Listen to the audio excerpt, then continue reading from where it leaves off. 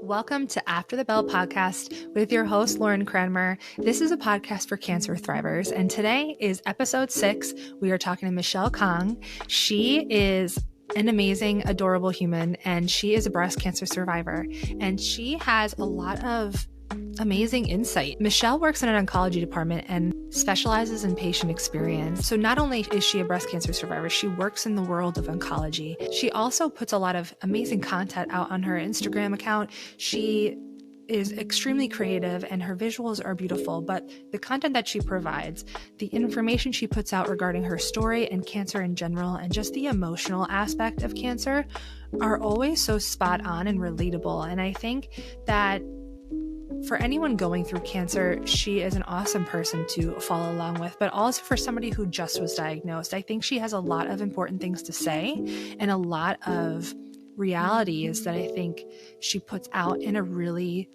digestible way. And the conversation that we had today was an amazing one. I think we talked a lot about things that are important to someone going through cancer that aren't often talked about. So I'm really excited to get this conversation out there and for you to get to know Michelle a little bit. So please welcome Michelle with me.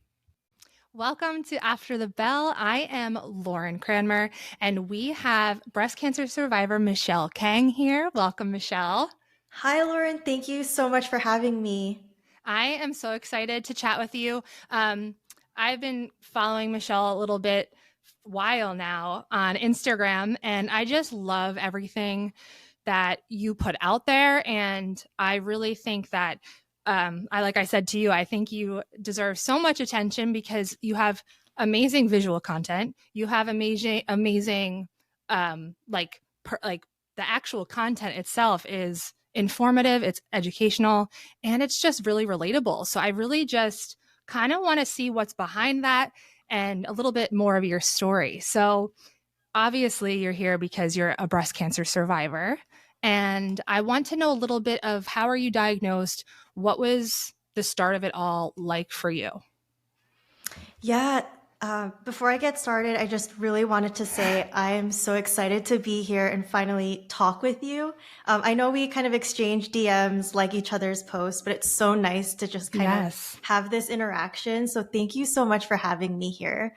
Thank you. I guess I'll dive into my story. So, before I was diagnosed with breast cancer, I was actually managing a cancer center in New York City. That's a huge part of my story.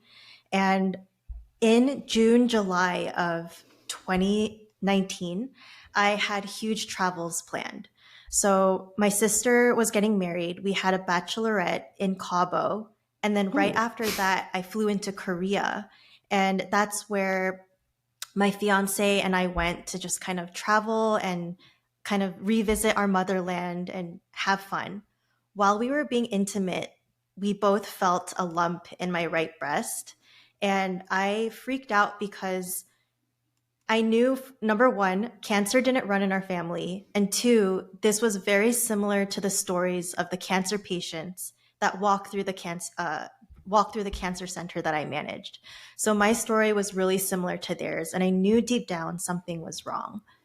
Korea has universal healthcare, so I scheduled an appointment with our family PCP there.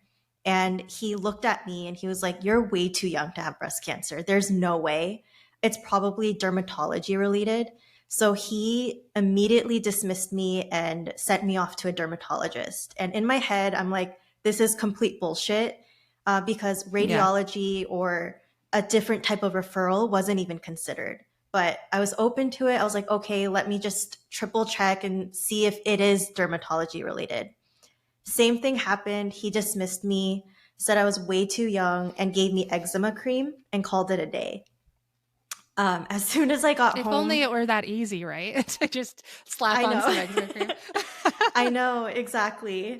As soon as I got back home that day, I made calls to my doctors in New York City, made appointments. So by the time I got back, I would have those appointments, radiology, etc. the moment I got back to New York City, the day after, I had all of my appointments, and the rest is history. I got diagnosed with stage 1B ER/PR positive, HER2 negative breast cancer. And I really have to thank my career for this, because if it wasn't for that knowledge, I probably wouldn't have advocated for myself or had known to make those calls. Absolutely. I was going to ask you about your job and everything and how that has impacted. Because I know vaguely of what you do. I wasn't sure if you are in your current role as you were then. You are. Oh, no, I kind of made a pivot. I switched my career a little Oh, bit. But when I was in New York, I was managing the daily operations and strategy of a cancer center. it's crazy. And so it's a lot of like day-to-day management. But right now what I do, I moved to California in 2020, and I switched to a patient experience role at a cancer health system. That's so So amazing. for sure, a lot has changed. Now, was that impacted by your experience? Did you choose this role because of you being a patient? I think so. It was kind of 50-50. 50% I wanted to challenge myself and grow in my career. Um, I was managing one cancer center, and I was impacting the patients in that center, but I wanted to grow and kind of impact more. So through this patient experience role, I get to really help patients at a system level as opposed to one hospital. And secondly, I think for sure, because when I was managing that cancer center prior to my diagnosis, a lot of the decision making was business forward, and process thinking, but Yeah. there truly lacked the patient experience. And so, because of my experience, I wanted to kind of shift roles. I love that. I mean, if anybody is good for that role, someone who has managed and then someone who's also experienced it can only make it better for the patients. But has it affected you? I'm sure you have positives from it giving back, but do you have any like negatives from it because of the experience you did have? Oh yeah. I'm gonna be completely transparent. Like, I had cancer, I work in cancer, and then I create cancer on social media. So Yeah. sometimes it feels like my whole life is revolved around it. Especially while I was going through my cancer journey, I worked to keep myself busy. So I went from the infusion chair to receiving treatment to having to go back to the cancer center and managing it. So it was a lot emotionally and mentally. And then even like a year or two after my journey, going back into that environment was so triggering. But I think in psychology it's called like exposure therapy. In Yeah. a way, it just kind of it just kind of like helped me get over that fear, and just I had to face it. And Yeah. so there was those two aspects of it. Um, but yeah, I try my best to kind of create boundaries and not make my whole life about cancer all the time. And that's a big challenge for me. Yeah, because I feel this way too. Like you want to do your part and paying it forward, like giving back to the people who have experienced, you want to do that. But then it's also like, when is there ever going to be like a sense of, you know, like Yeah. regular non-cancer life? I mean, I guess that doesn't really exist in the cancer world, but that's and too, like not only the stuff you put out, it's the strategy behind it too. Like you're constantly thinking about it and thinking about patients, and I'm sure that gets very difficult for you at times. I can only Yeah. imagine. To be honest, I don't have an answer for you. I'm still trying to figure that piece out, like how to set those boundaries. So, yeah, it's a huge struggle. I know you travel a lot. Is that something you do to kind of uh, allow yourself space to like get away? Yeah, I travel a lot because like I'm from New York and I moved to LA, so I kind of fly back frequently to spend time with family. So I think that's part of it. But I think to kind of like, I don't know, to forget about cancer, I don't think a lot of people talk about this a lot, but and I'm sure you can attest to this, but when you're going through your journey, I wasn't really thinking about like massive travel or like big milestones. I just dreamed of having mundane days and Yes. just having the ability to like go back to my daily routine. And Yes. so just even setting up the smallest daily routine and keeping to it brings me the most joy and being a homebody. So Yes. I think that's like a huge part of like where my happiness has come from I love that. after my journey. That's so true because it's like you just want to get back to some kind of normalcy of feeling, not normalcy, but that like feeling like you're well enough to make these choices, whether like you're not Yeah. obligated to do all these things for cancer. And while there's still a whole slew of things that you have to do in terms of follow-ups and all that stuff, like there's more freedom in that regard. And I completely get it. I'm a Yeah. homebody myself. Now, Yeah. in that regard too, I know that you only, I don't know how recent, but you recently started to put yourself out there and share your story, right? So, Yes. so what made you make that change of going from, not like not sharing to sharing? Like where was that? Where was your mindset and all that? Yeah. So when I was diagnosed, I made the conscious decision to keep it private. I'm such an introvert, and it was actually really beneficial for me to kind of process it.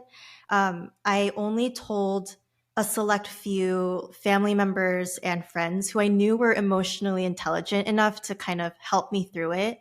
And then it was completely private. There are pros and cons to it. The con being you feel really isolated, you don't have Yeah. that community, but that's what I needed in that moment. So I kept it private and I made a pact with myself. I will start sharing this and I'll pay it forward and I'll share my story when I'm ready. And as the time kind of went on, it took me years. I think it took me like 2 years to really accept and process my diagnosis. And, like, for example, going into my hard drive and reviewing the old pictures of me, like that was really hard. And it took me Yeah. 2 years to get to that point.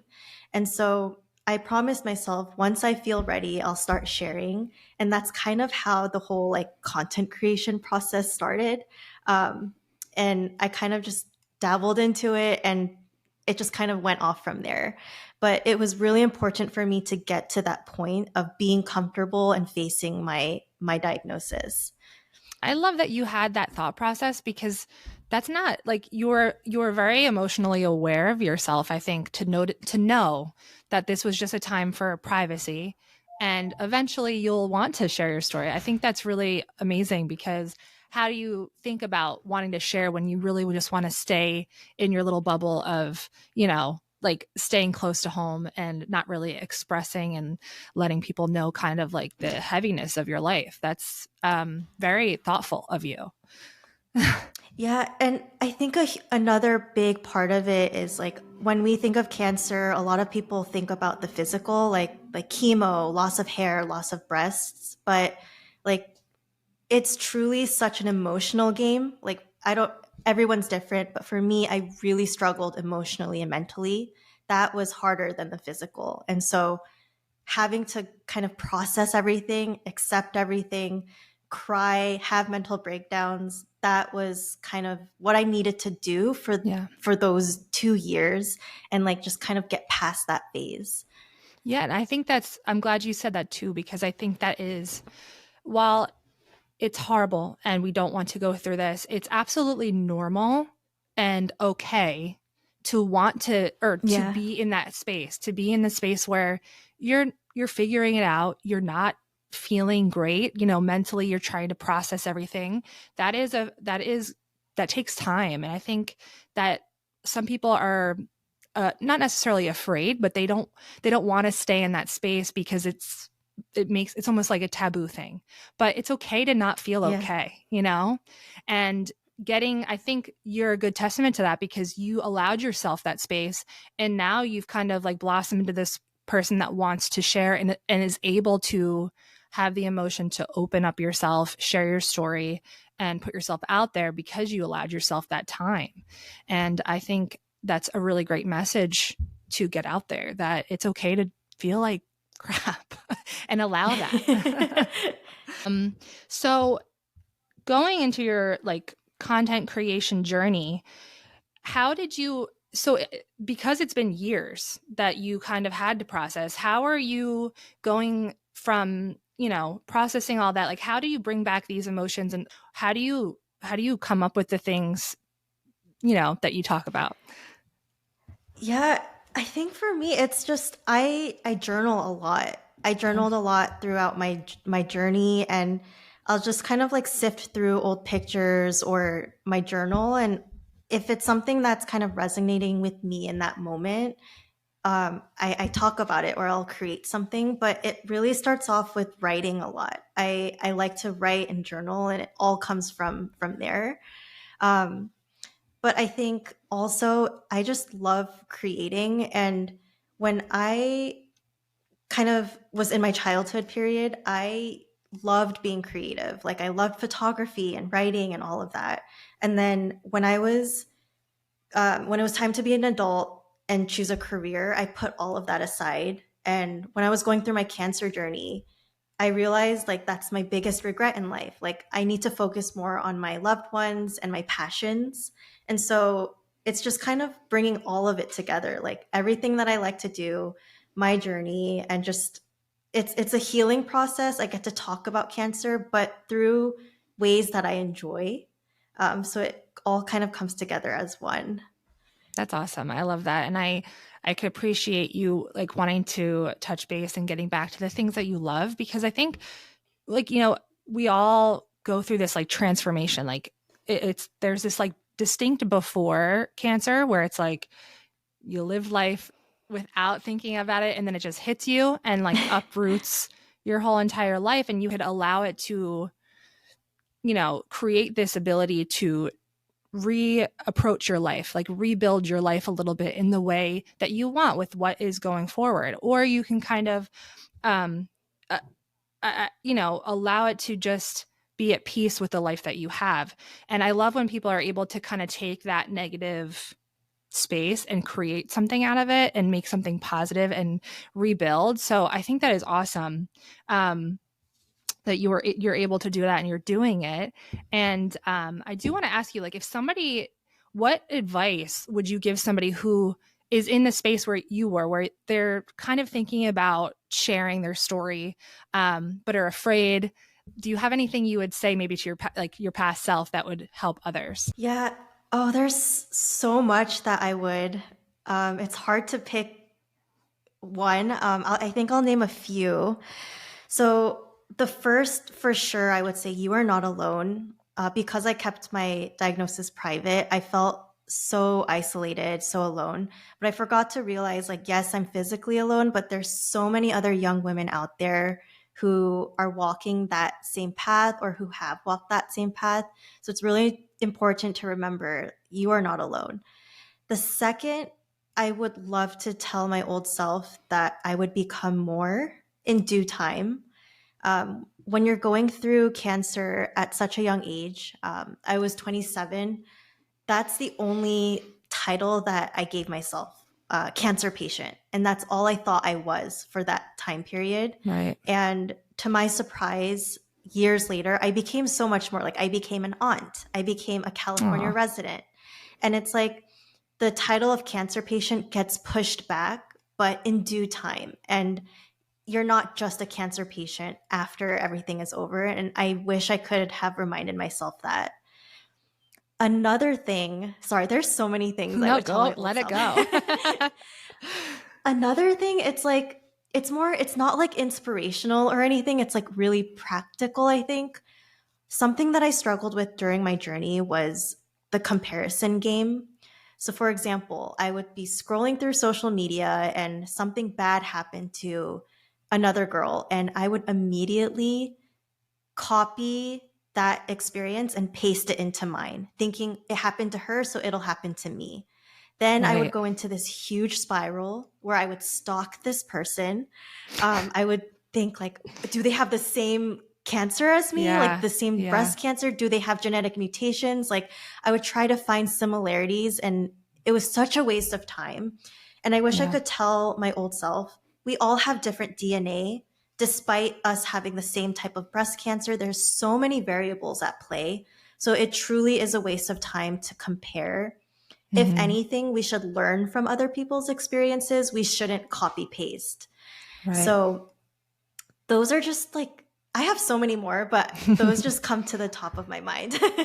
I think Yeah. that's the comparison is huge because it's there's that fear that's attached to it too. So and Yeah. if you are in this lonely space and you do want to kind of relate to people, there is that fine balance of, simply relating and connecting versus putting yourself in their shoes. And while just like regular humans, non-cancer patients, we're all unique. So just like that, we are also unique in our cancer experiences, which is another, again, a huge reason why I want to do this is because yes, it's important to find relatability, but it's also to see like all of the different things that people go through pertaining to their different lives. Like you are a great person to say that to, just because you're kind of like surrounded by cancer in very different ways too. So like in regards to your experience, your job, and it's pretty crazy how we could all experience things so incredibly differently. And even our doctors too, like going to our doctors, like the experiences that we have. So I think that's a really important thing to say. Do not copy and paste. I love that so much. Now, what are some of your goals going forward? Do you have any like aspirations, whether it's content creation, your job, life? I know you're getting married soon, or you're engaged. So what's on your to-do list? Yeah, I was thinking about that the other day. And I think just when we're young, like when we're in high school, like the next step is college. When we're in college, the next step is get a job. And Hmm. I feel like my whole life I've been chasing the next thing, like what's next, Yeah. what's next. And it kind of goes back to what we were talking about. Right now, I'm in this era where I'm just enjoying the mundane. And I just want to appreciate every day that I have. I'm really excited to get married. Don't get me wrong, but I think I'm just really excited to be Paul's wife, like just the everyday life. And that's what Right. really excites me right now. That's the phase that I'm in life. I don't have anything big planned, but it's just, I don't know, enjoying what I have in this very moment. That's beautiful. And I think staying in the moment is huge. I struggle with that too. I feel Yeah. like, I have like this, my brain just wants to do one thing after the next. And I appreciate sometimes just staying in the like the simple moments too. And I think cancer kind Yeah. of could also teach you that a little bit, because you are forced to stay in moments. Otherwise you're going to spiral a little bit if you do not stay from moment to moment. So do you think that that's helped you from your cancer experience, that it's helped you kind of feel that way and be okay with staying in the simple moments? Yeah, it's taught me to kind of like learn how to be still. Like coming from New York to LA, I was always go, go, go. And right Yeah. now I'm just trying to relearn how to be still and to just kind of embrace the moment. Also, I don't know about you, but you know how we have like our 3 month appointments and Hmm. they kind of change to 6 month appointments in 1 year. Sometimes, and I'm still trying to navigate this, I feel like it gives me so much anxiety planning like 1 or 2 years out because I don't know what's going to happen. So I Yeah. just live in like 3 month increments. So Yeah. in a way, like it's a bad thing, but it also helps me stay present as well. That's true. Yeah. I try to like I, I'm trying to not like my goal is to just not think about my follow-up appointments. They're just because it's like I want to detach from that. I want to kind of Yeah. detach from that that like structured cancer patient mold, even though it's like happening. Yeah. But I totally understand what you're saying, because it's hard to look past like milestones, like there are milestones with a Yeah. cancer patient. I feel like are kind of attached, because you're always kind of thinking about that like time. You're thinking about time because you're faced with that when you first are diagnosed. It's like, oh my God, I'm diagnosed with cancer, like what's left? Like what's going to happen with my life? Like there's always that like time associated with our lives. And Yeah. morbid as that sounds, it's the reality of it. I did want to go back to your job a little bit. I know that we kind of like broke off from that, but I kind of want to know more exactly like how you interact. Like, do you interact directly with patients? So, in my current role at City of Hope, the patient experience team is kind of split into two different departments. There's a service excellence team, so that's extremely patient facing. I'm on the other team. We call it improvement and analytics. So, what we do, we're very back end. We meet with the different leaders and managers of different departments, and we talk about patient experience and we do process improvement with them. There's also various projects. So it's very data driven, reports, strategy, back end, no patient facing interactions. Do you use your own experience to kind of like advocate for patients from the back end? Like, does that any part of your role?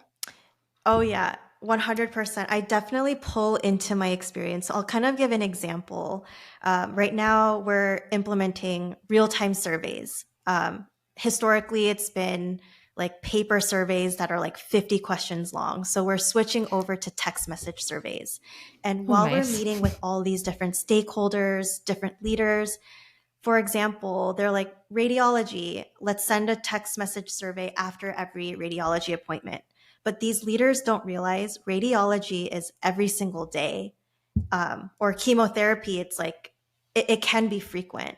And so we Yeah. don't want to bombard these patients who are going through so many different things with text message surveys like, hey, how's your experience? So I kind of bring in those personal experiences. Hey, I don't think every day or every time is a good idea because XYZ. Like, you may not know this, but radiology is every single day and it'll lead to survey fatigue. So I definitely pull into my personal experiences. And if I hadn't had breast cancer, I wouldn't have known myself. So it's Yeah. really good to have that patient perspective in these meetings. It's so funny you bring up the survey specifically because I definitely notice exactly what you're talking about.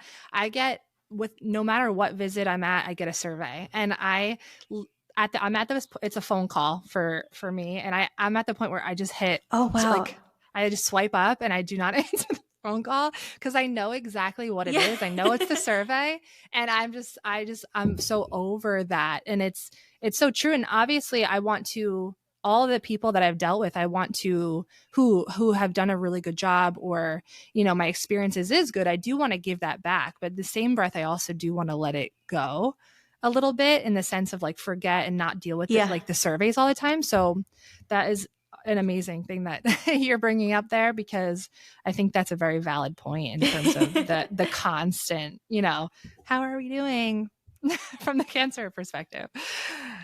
Yeah. Yeah. I love that it's a little bit full circle for you. I know it can get a little overwhelming in the oncology world all the time, but I think that's could feel very powerful too. Do you feel like it gives you the sense of like a purpose, like a purpose for having gone through what you've been through? It for sure gives me so much purpose because I think in the beginning of my career, I was truly learning the ropes of how to do management, how to do strategy, and not really understanding what it really meant. Like that purpose was kind of missing. It was more so I'm doing this for my career and to Right. kind of enhance my skill set. But then once I got diagnosed, it was such a game changer in that I felt like such an expert because I walked through the experience. And now I don't have to learn much. I get to really apply. And I'm not applying skills, I'm applying my experience. And it's so interesting because I didn't have cancer run through my family. It's not genetic. I got diagnosed at 27 and I was working in oncology before it all happened. So when I got diagnosed, I was like, what the actual F? Like, my career was in cancer and then I got cancer. And so I always used to ask, like, why did this happen to me? Like, are you kidding me? Yeah. But it's so crazy to say, like, why not me? Like, I get to mix my career, I get to mix my personal experience and kind of apply that and give back. So it's been really fun. It's such a huge part of who I am, and I really enjoy it.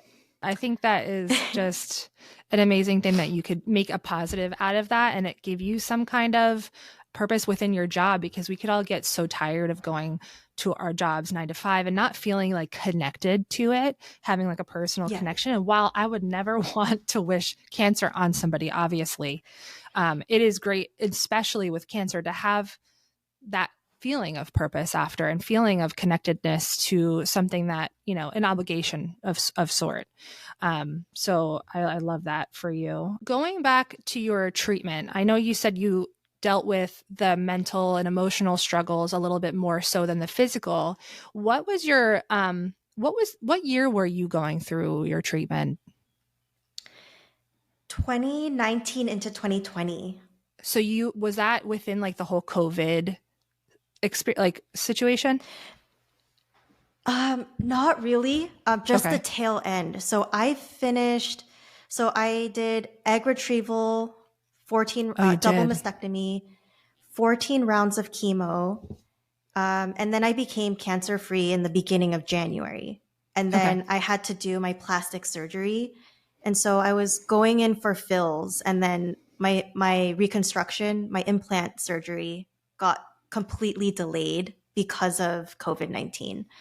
But otherwise, all of the massive treatments were done right before COVID started.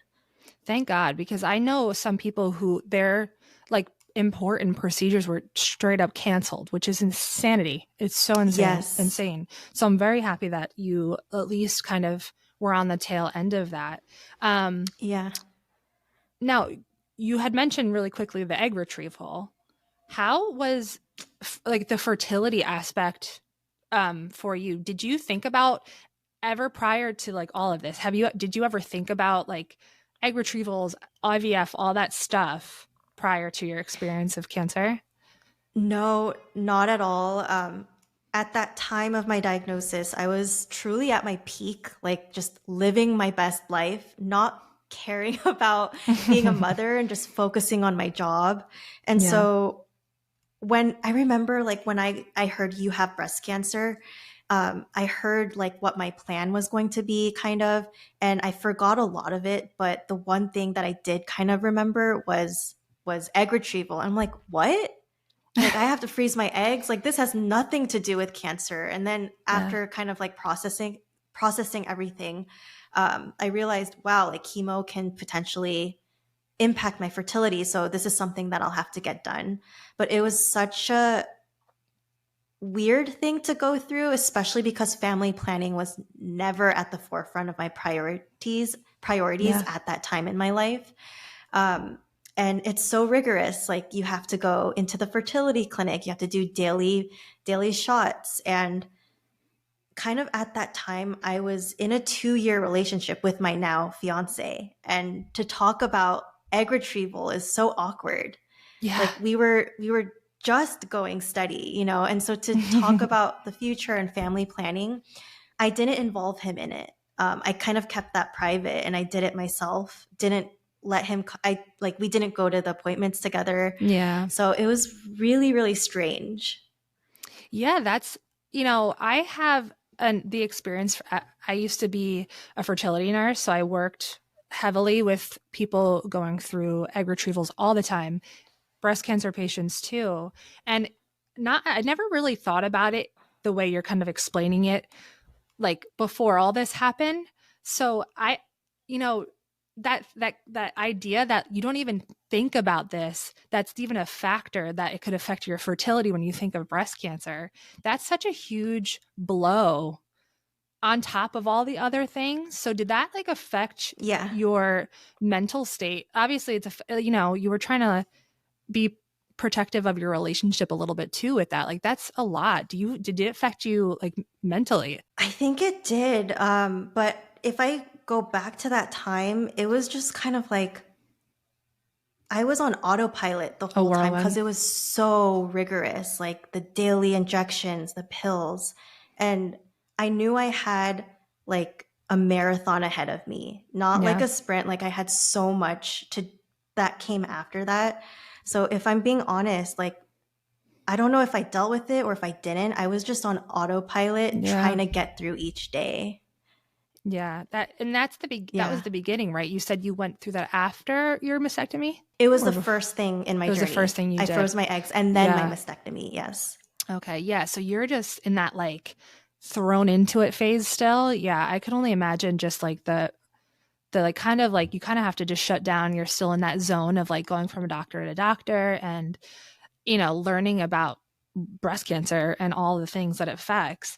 Now, going back to your, then boyfriend at the time, how did you guys deal with this? Not just the egg freezing and all that, but breast cancer in general. How did that impact you guys in your relationship at the time? Because clearly you guys have stuck through and, came out on the other end stronger and are engaged, which is amazing.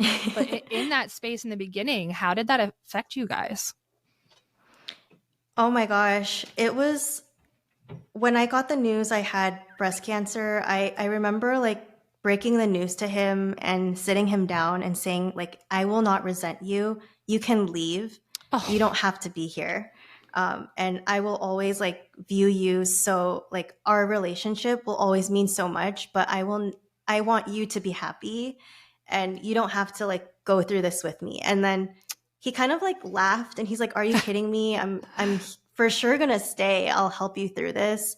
And so if it weren't for him, I don't think I would have been able to get through. Sorry, I'm tearing up a little bit, no, but I I know. You're wouldn't have actually been able making to me get through want to it. tear up just by the way you're saying that. I truly like would not have been able to get through this experience without him. So it for sure brought us closer and it kind of like fast forwarded our relationship a little bit Yeah. because before our diagnosis, like it was so much fun. Like we traveled so much together. We partied a lot in New York City. Like we did so many new experiences. And after going through breast cancer, we realized like that's not like we had that time together. It was fun, but like let's really focus on us and what really matters. Yeah. And so we grew so much together through the experience. I'm he's amazing, number one. I just want to say that because it's not, you know, uh, it's hard for a lot of people, especially like, boyfriends, newer boyfriends, to go through such like a heavy hit. And when you were just saying like I gave you like when you were giving him like the out essentially, like that like made me want to Yeah. like just curl up in a ball and cry because there's that like it's almost like you just like feel like you don't want to weigh somebody down and take them through this like horrible experience and you are willing to kind of like allow him that getaway for free card because you didn't want to have him endure that. But he obviously is a stand-up guy who is willing to go through this with you, and that's so important. And I can't express enough that like the people that care about you during this time in a specific way are just so vital. And I'm so glad you had that because I also my husband was my rock going through this, and I get like you, like I don't know what I would have done Yeah. without it. Um, and I don't think they get a lot of credit. I don't think They they get really enough don't. credit. Yeah. And I think it was really hard. I think I gave him that card, like you can leave, because I opted to keep it private. Not everyone knew. So I didn't want that pressure Yeah. for him to, like I didn't want to put all that burden on him. And so you're totally right. Like people who opt to be there for us and give up so much and sacrifice, it really means the world. Yeah. I just love that he laughed at you and reassured you that he's not going anywhere because that is the perfect response. He needs to just say like, you're kidding me. I'm here. I love that. Yeah. Um, now, how did he have any struggles going through this experience with you? Did that you noticed, or was he always able to show up for you? I know guys are a little bit harder to kind of express themselves, but did he have anything that you could recall that he went through during this process? We talked about this much later, like kind Yeah. of like a year or two into survivorship. And our personalities are so different. Like I'm very introverted and I'm very like I can be a negative Nancy and I worry a lot, whereas he's very positive and he's extroverted and just always has a smile on his face. And so that's all I remember during my journey. Like he was just always so happy and positive. And I asked him like a year into survivorship, like, did you struggle? Like how was it for you? And like you never really shared that with me. And he said I actually really struggled Oh, because he had to manage his job. He yeah. couldn't really go out as much to see friends because we were living together, and he didn't want me to like get sick because in New Yeah. York, if you ride the subways, it's really gross. Germs spread really quickly. So he chose to like kind of stay in a lot. And kind of like what I mentioned in my intro, like we were in our late 20s living it up in New York. So Yeah. he kind of gave up that life too. So he made a lot of sacrifices, and he said it was really hard on him, but at the end, like it was worth it because he wanted to be there for me. Yeah. But yeah, he for sure struggled. And I think when people think about co-survivors, it's really hard for them too, and they need support as well. And I don't think he had support. Like I had his support, but I don't think Yeah. he had anyone that he could go to. And so, like you said, I think code survivors truly deserve a lot more credit and they need support as well. Yeah. And I think about that all the time. Like what could have actually, like what could be done be like for them in that sense, in that moment, like what could be provided? I think about all the time.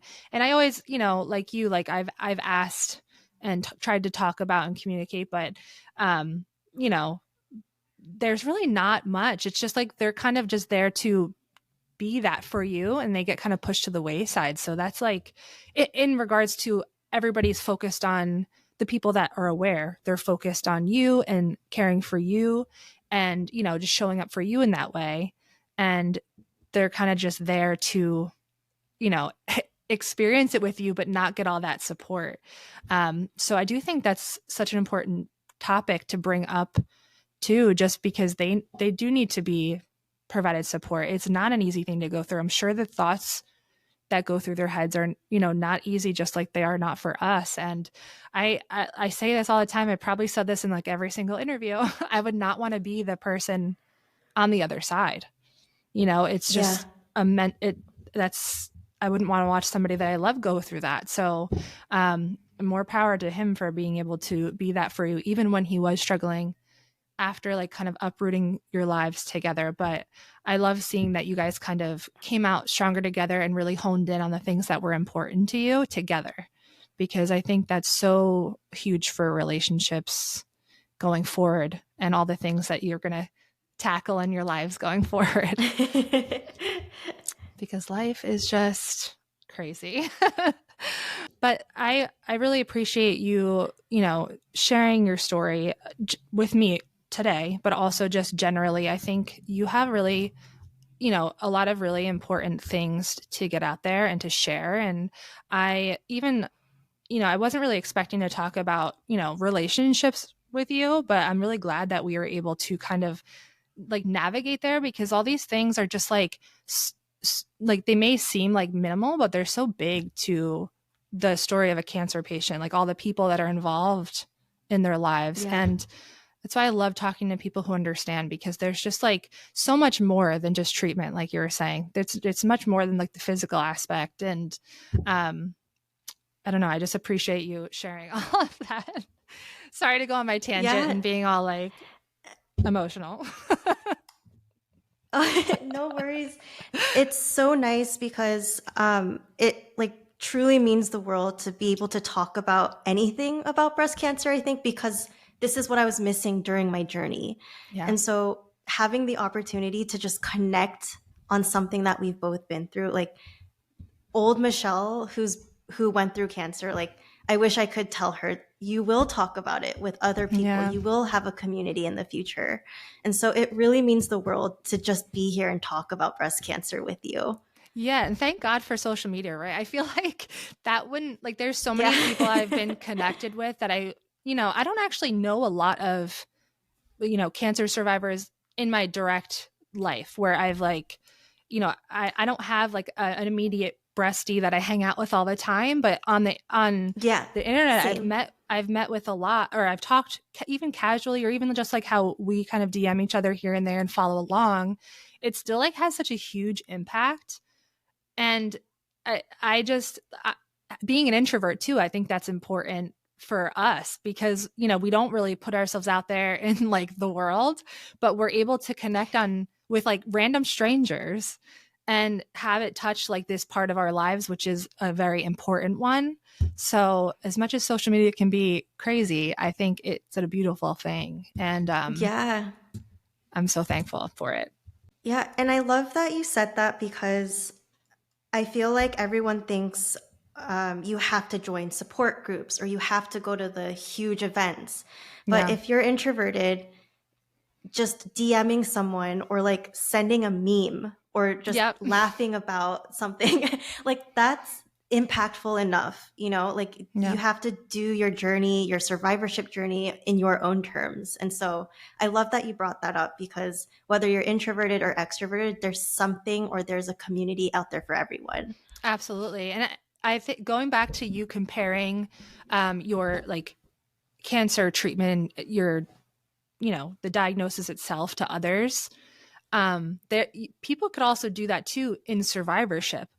You know, even with the internet, you can see people that are connecting and having all these like friends in person, and you could be like, why don't I have that? But you can Yeah. take it into your own hands and find ways for yourself that work for you. It doesn't have to be like how you see it. You have to think about what is important to you and Yeah. how it works for you. Maybe you do want to go to a support group, or maybe you literally don't want to do that for the life of you, and that's okay. I think there's we aren't alone, so there's a lot of people that experience this, and it takes time, but we could figure out ways to connect with individuals. So the internet, I think, is a great place to start. Instagram is a great place to start if you're interested. But I've loved following along on your Yeah. journey, and I'm just very glad that we connected. And I look forward to seeing more from you and just hearing more about your thoughts. And I really think that you make a difference already in a lot of people's lives from the things you share. And so I really hope you continue to do so. And I just look forward to it. And it's just beautiful, the stuff you put out. I think you have such an amazing talent. I really do. I Oh have my like gosh. I Thank use, that means the world. no, it's really like professional. Like I am no expert by any means, but I went to school. My first degree was in graphic design. I very much love creating and like all that stuff. So I'm always like a little junkie for like people who also are able to create like amazing things. And I think it just brings this different like aspect to the whole breast cancer survivorship world that you were doing. It's so clean, and I see your type A-ness coming through, and I love it so much because it's very like it's so easily understood and concise. I love it so much, and I think it's really beneficial. So keep going. Thank you so much because I'm just learning as I go. And I really don't feel confident in the things that I put out. Like, I You don't know if should. this matches what we're supposed to be doing in social media. I just do it for fun. So it really means the world that you said that. Oh, Thank you good. so No, much. you really should have confidence because it's not like it's so hard to put yourself out there. Number one, and then number two, like doing Yeah. it in a pretty way is hard, and an easily understood way is hard too. And I feel like you're killing it, and um, I see the passion behind it, so I just love it, and yeah, I just love it. I'm definitely a fan of your content, so. Thank you. Now, before we wrap things up, I always ask, I know we talked about what you would tell yourself when you were going through this, but as like a survivor, as somebody who's kind of living in that space we all kind of want to be in when we first get diagnosed. You know, what's the mentality that you have as a survivor, and like what would you tell somebody as advice to going forward, living life after cancer, you know, now that you're living in this I'm figuring it out phase post Mhm. treatment? I think survivorship is so overwhelming and everyone's so different in their journeys. For me in particular, I think my biggest lesson or what I'm trying to practice, like Mm. before my diagnosis, it was all about the job or where I was living or just reaching goals and being really hard on myself if I didn't meet them. And just a lot of negative self talk, prioritizing things that didn't really require looking in. And so once you become a survivor, before striving for anything, I think the biggest thing that I learned is you have to really strive to be your best you and the you that you wanted when you were going through your diagnosis. Yeah. So I'm really working on being the best me so I can show up for other people in my life. I can genuinely be happy in just how I present myself. Um, by no means am I there. I'm still Yeah. working on it. But I think once you become a survivor, like self love and just really appreciating and acknowledging what you've been through and what you're capable of is so important. I So I love think that. self love is my biggest lesson. That's so I'm so glad that I asked you, because you just hit the nail on the head. I think self-love and going it's so hard to go through treatment, because especially when your, you know, physical self is altered, you don't feel like yourself. You are kind of just ripped to like the shreds of you. There's just you're broken down, and it's so hard to get back to that point of loving yourself and feeling comfortable, and it's a work in progress. So when you say like I wasn't there, or I'm not there, but I think self-love simply is a work in progress. I don't think there's ever like a hard stop. And Yeah. I think prioritizing that consistently through treatment, through survivorship, is so important. And I'm in the same boat. I feel like I'm doing my best, work in progress, and that putting that first allows so much in your life.